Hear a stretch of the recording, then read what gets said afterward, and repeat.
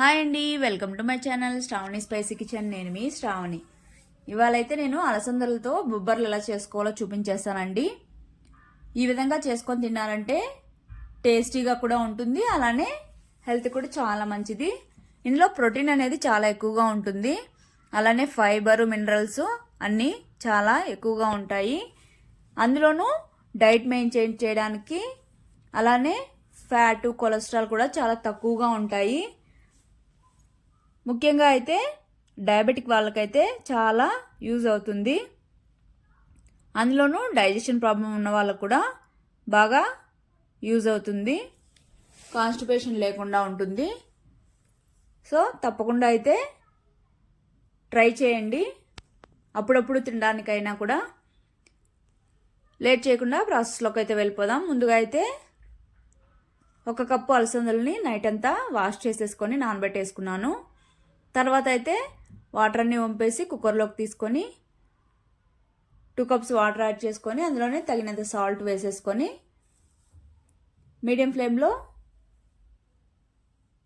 3 to 4 whistles వచ్చేంత వరకు cook చేసుకోవాలి. ఇదైతే మరీ చాలా సాఫ్ట్గా కాకుండా మీడియంగా సాఫ్ట్గా కుక్ అయిపోతే సరిపోతుంది, తినడానికి వీలుగా ఉంటే. ఇక్కడ విజిల్స్ అనేవి అయిపోయాయి. స్టవ్ ఆపేసి స్టీమ్ అంతా వెళ్ళిపోయేంత వరకు ఉండాలి.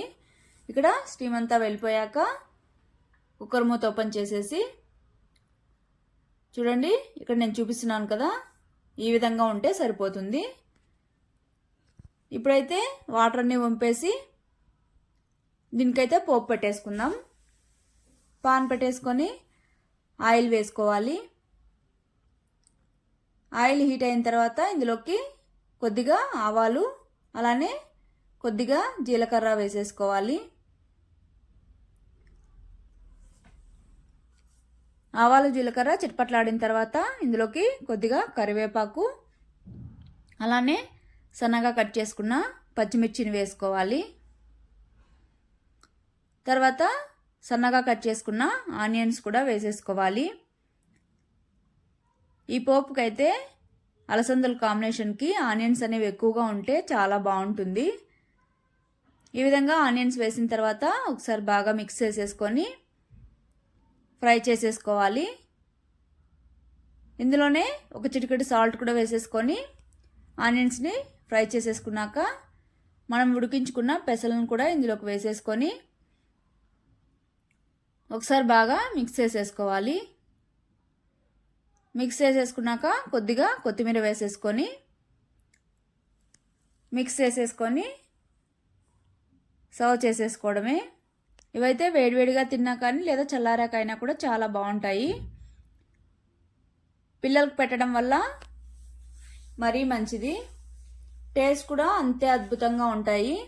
ట్రై చేయని వాళ్ళైతే ఒకసారి ట్రై చేయండి.